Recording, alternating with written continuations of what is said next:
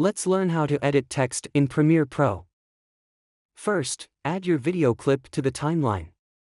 To insert text, click on the Type tool in the toolbar or press T on your keyboard, then click anywhere in the preview window and start typing. To move the text, select the Selection tool, V, and drag the text to a new position in the preview window.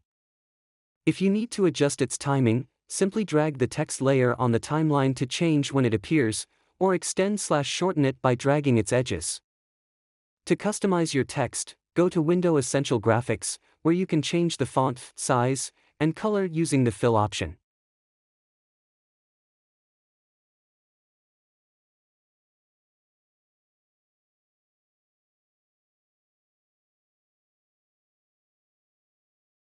For a smooth fade in or fade out effect, search for cross dissolve in the Effects panel and drag it onto the start or end of your text clip.